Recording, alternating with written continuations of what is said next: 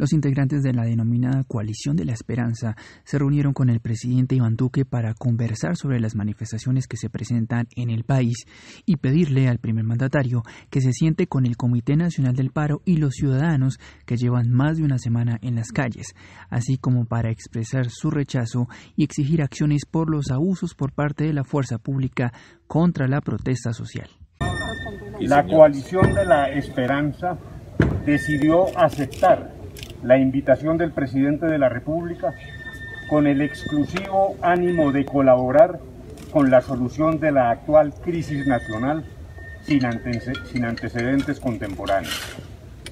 En esta actitud no hay cálculo político, ni interés distinto a contribuir al desarrollo de un amplio diálogo.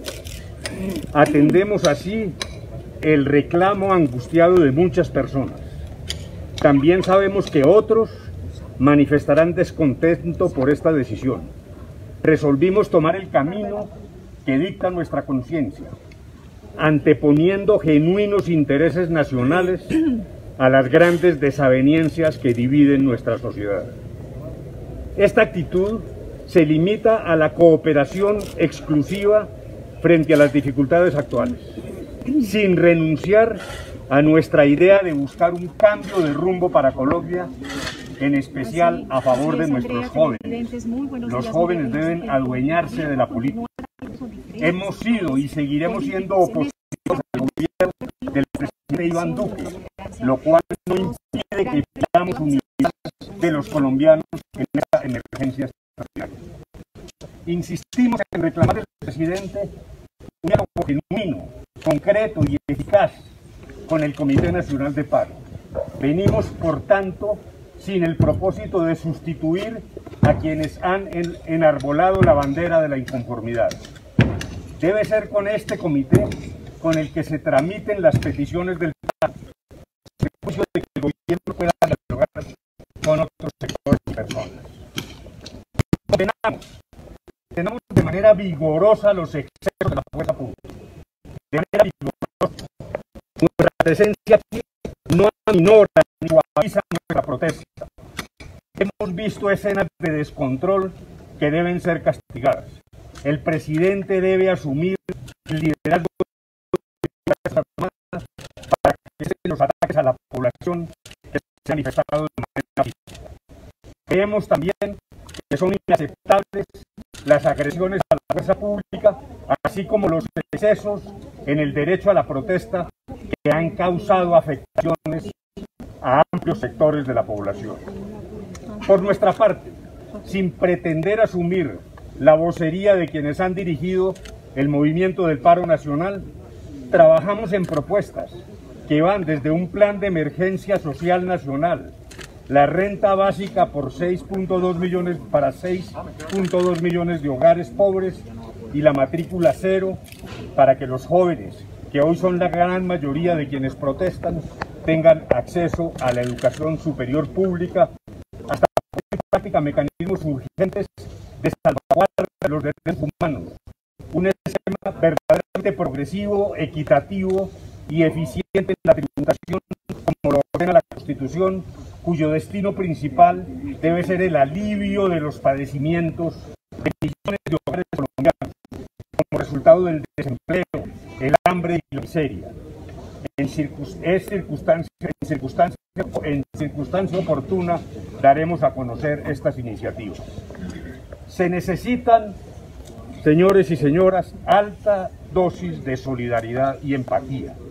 Todos sufrimos en este momento. Debemos aunar ese sufrimiento para que podamos resolver, mediante el diálogo, las situaciones de injusticia social y desespero que hoy existen. Unos puntos básicos de esta conversación de hoy. Primero, nosotros estamos acá reivindicando el diálogo. Nos podemos entender entre diferentes, discutir, tener opiniones distintas, respetarnos, pero dialogar en Colombia para evitar esta violencia que nos está haciendo un daño, que nos está haciendo en este momento. En segundo lugar, yo quiero expresar algo que es importante que entendamos en Colombia. Hemos hablado de escuchar, que es la primera condición para dialogar, pero escuchar a quiénes. Hoy en Colombia hay que escuchar muchas voces que no pueden venir acá. voces que no están representadas por los gremios, por las personas que tienen acceso a este lugar, y le reiteramos al presidente que Colombia es mucho más que Bogotá, mucho más que este escritorio, y que tiene una cantidad de regiones que tienen que ser escuchadas. De hecho, le planteamos que la primera tarea sería ir a Cali, a Siloé, a reunirse con las comunidades, a convocar a jóvenes sin ningún tipo de esperanza alrededor de las escuelas, convocar a las organizaciones sociales, a las juntas de acción comunal, las diferentes organizaciones, porque hay que ir a escuchar ese terreno y tomarse el tiempo para reconocerlos, para respetarlos, para mostrarle al país que esto es mucho más que Bogotá, una cantidad de regiones que tienen que ser escuchadas. Personas de todo tipo que están sufriendo por la violencia. Nosotros no queremos una Colombia donde el miedo se convierta en rabia. Al mismo tiempo, escuchar a todas esas personas, los micro, pequeños empresarios que están sufriendo, a la clase media que tiene susto, que está preocupada por el porvenir y futuro de sus hijos e hijas. Todo eso tiene que ser escuchado, pero tiene que ser escuchado en el territorio y escuchado realmente. Finalmente, hacer una observación. Hemos visto unas marchas que son alegres, respetuosas, que expresan lo que representan para muchos jóvenes un mensaje potente para Colombia. Pero también hemos visto cómo en la noche aparece la oscuridad. Y Colombia tiene que ser la noche transparente, porque hay una cantidad de violencias que no han sido explicadas por nadie, y Colombia necesita que nos expliquen y que se nos muestre de dónde viene una violencia que quiere hacerles daño a las manifestaciones justas, legítimas, de tantas personas que están sufriendo y que quieren hacer escuchar. Acudimos a esta reunión de buena fe, con un ánimo constructivo, no pretendiendo representar a los legítimos representantes de la protesta social en Colombia.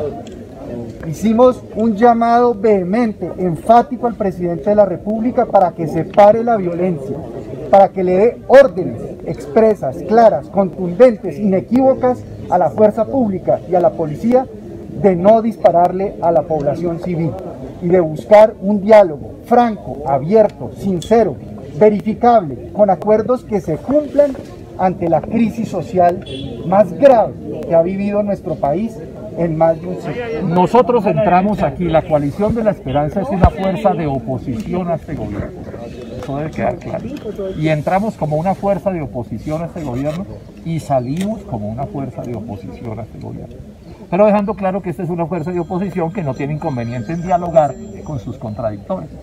Nosotros hicimos nuestro análisis sobre la situación nacional, el presidente hizo otro análisis con el que tenemos inmensas diferencias y sobre todo insistimos en que debe sentarse a negociar con el Comité Nacional de Paro. Esta es la única actitud seria para resolver toda esta, digamos, complejidad que estamos viviendo.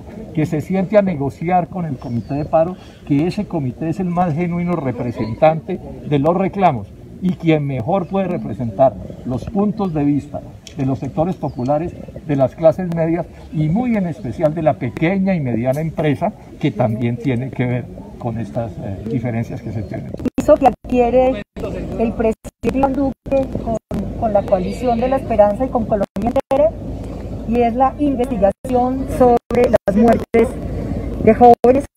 Le entregamos nuestra pancarta con 31 números de asesinatos, donde también está el integrante de la policía que fue asesinado. Es lo primero que nos parece muy importante. Y en segundo lugar, le hicimos una solicitud especial, además de lo que dice Humberto, que se abra ese espacio de negociación con los integrantes del paro, un espacio muy especial para la escucha de las mujeres que hoy cargan sobre sus hombros esta pandemia y esta enorme responsabilidad, y los jóvenes de Colombia. Creo que esas son como las conclusiones que yo diría, y lo que dice